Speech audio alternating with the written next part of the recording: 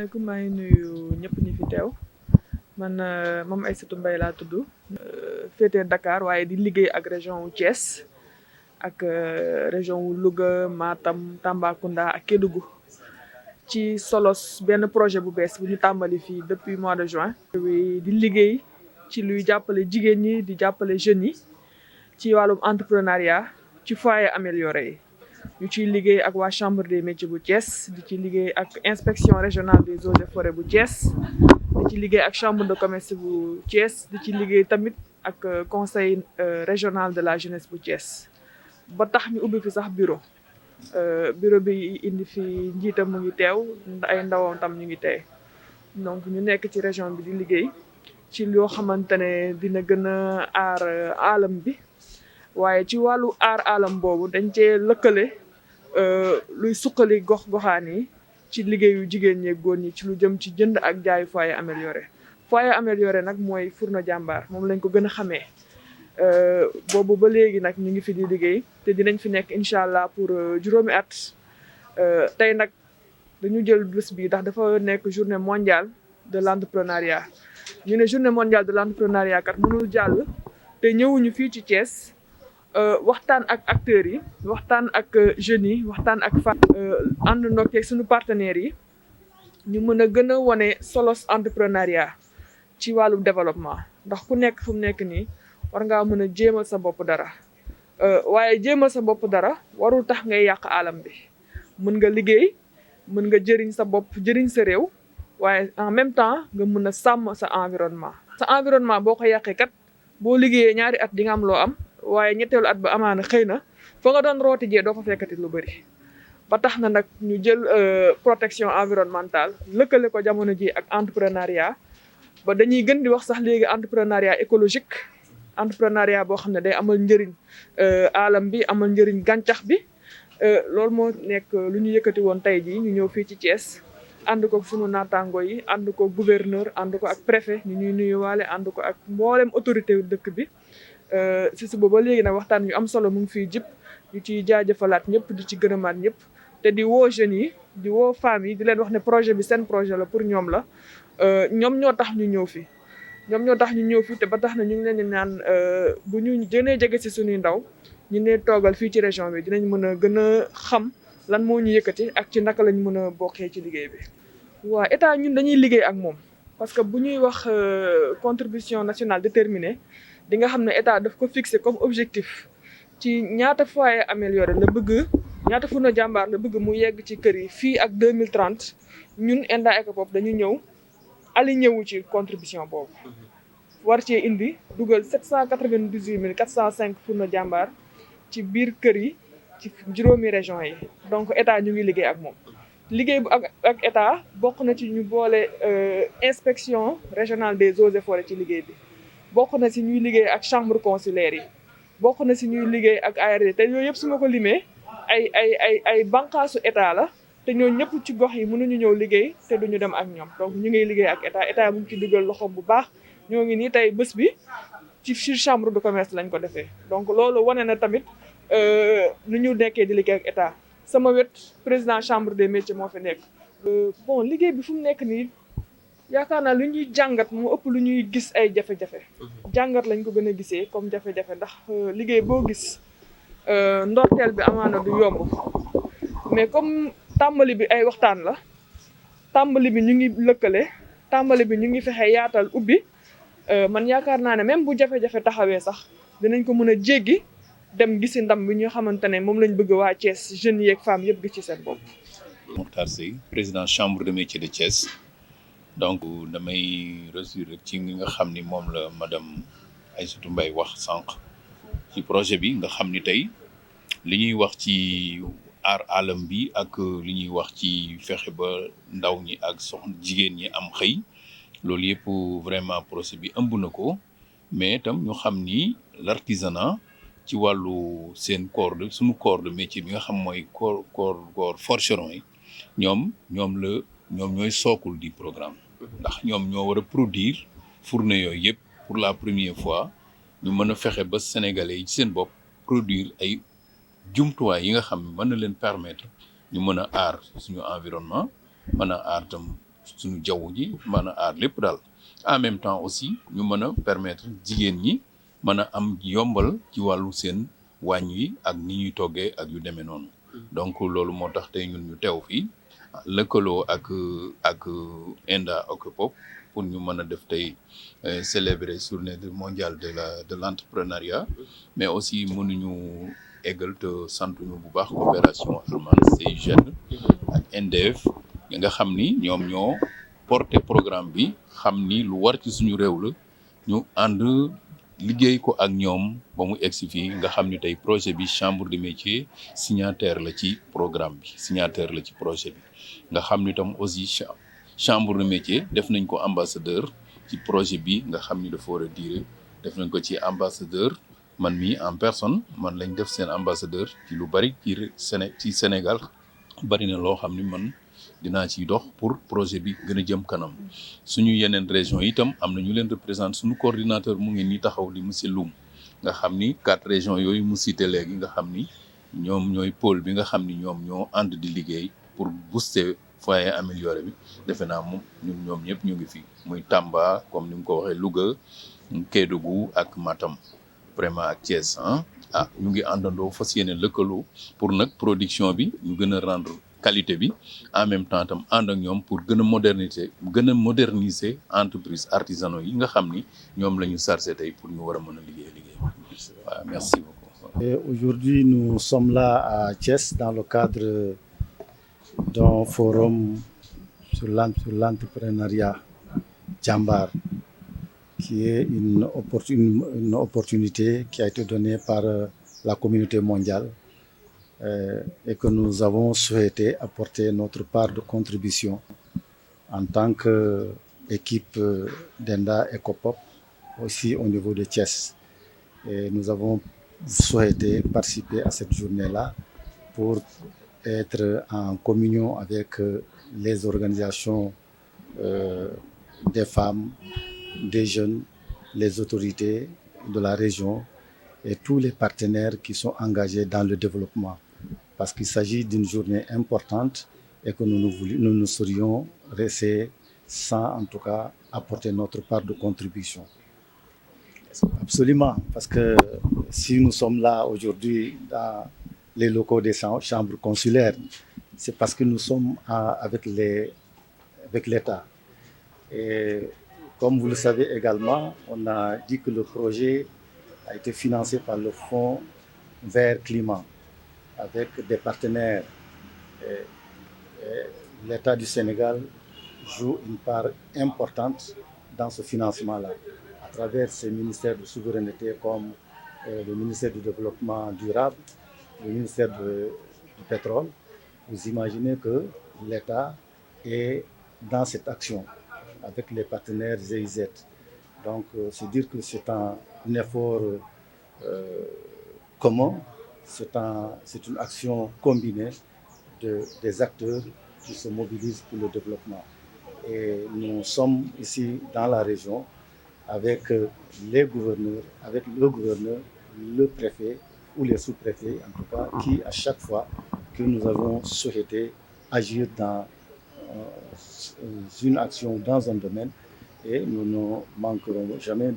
d'aller le solliciter. Et à chaque fois que nous les avions sollicités également, en tout cas jusque-là, nous avons eu un écho favorable. Bien entendu, on est là encore, ça ne fait pas longtemps. Et comme c'est une action qui va se dérouler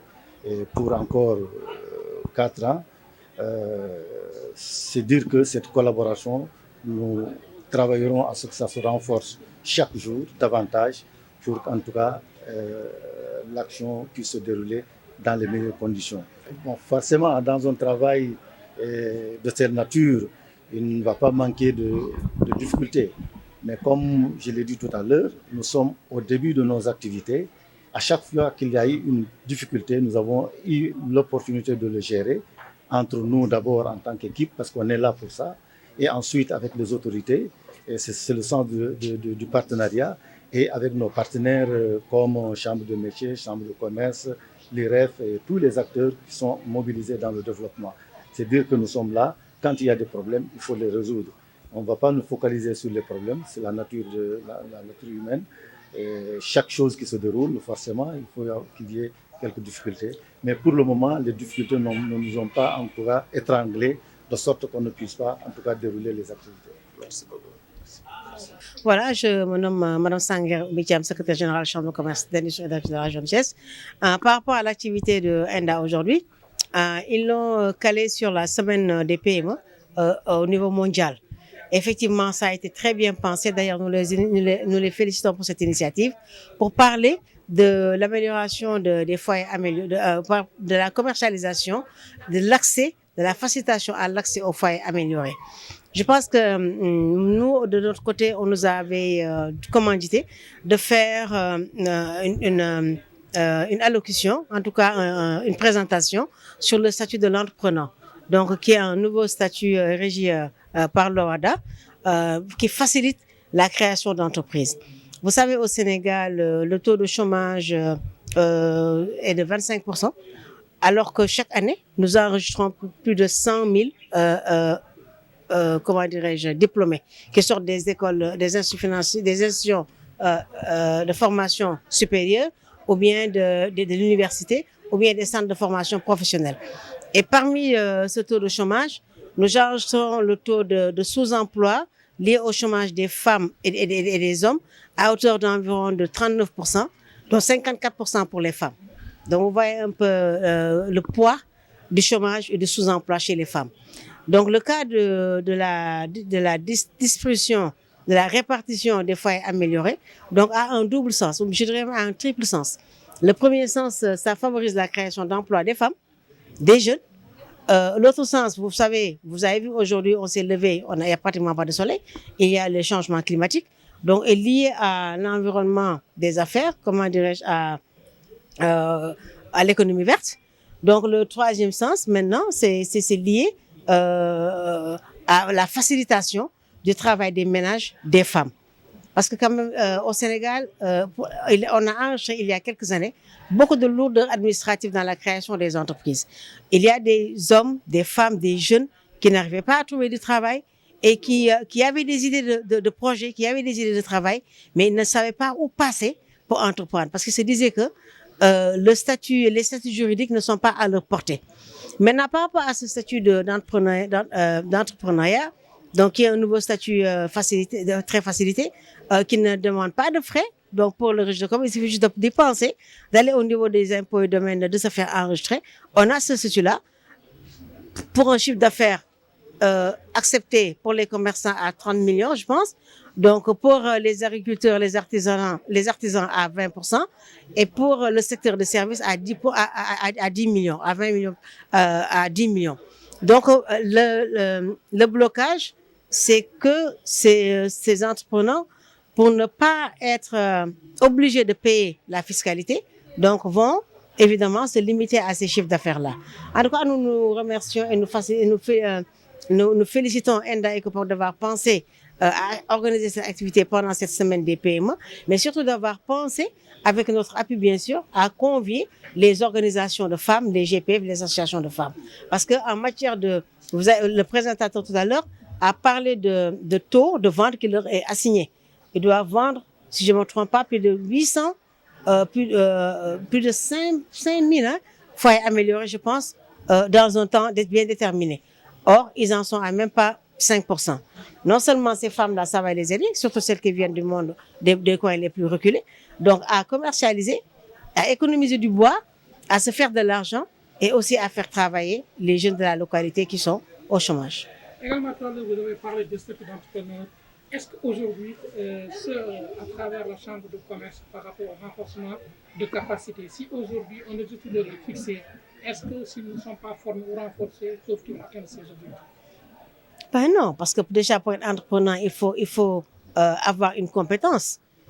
On a l'idée, mais il faut avoir aussi la compétence et l'expérience professionnelle. Or, nous, ici, au niveau de la Chambre de commerce, vous savez, avec la mise en relation que nous faisons avec les opérateurs économiques qui gravitent autour, nous facilitons cet accès de compétences-là. Et même nous-mêmes, nous favorisons l'employabilité avec les formations que nous facilitons, que nous donnons au niveau de l'ISEP, au niveau de Touba Pays Cook, au niveau des autres centres de formation. Nous sommes dans des programmes avec la GIZ, avec Archipelago, l'Union européenne. Donc, nous facilitons vraiment l'employabilité des jeunes. Et nous, les formations que nous offrons aux jeunes sont des formations avec attestation certifiée. Évidemment, donc là, on s'est dit que aussi c'est notre partition donc pour lutter contre le sous-emploi et le chômage des jeunes. Parce qu'il faut dire que aussi, même si on n'a pas d'emploi et qu'on crée son entreprise, il faut avoir quand même la compétence de ce qu'on va faire. Si je veux être tailleur et que je n'ai aucune notion de coupe et de couture, donc là, c'est catastrophique. Voilà kon asalaamaaleykum man maa ngi tudd madame Sangaré Oumy Thiam nekk secrétaire général chambre de commerce fii si Thiès kontaan lool sur li nga xam te ne ni ENDA OCPOP def na ko fii tey si ay bés bi nga xam ne dañ ko jagleel PME yi maanaam petite et moyenne entreprise yi léegi loolu nag li si tënku mooy que ne que dañu bëgg a def dañuy wax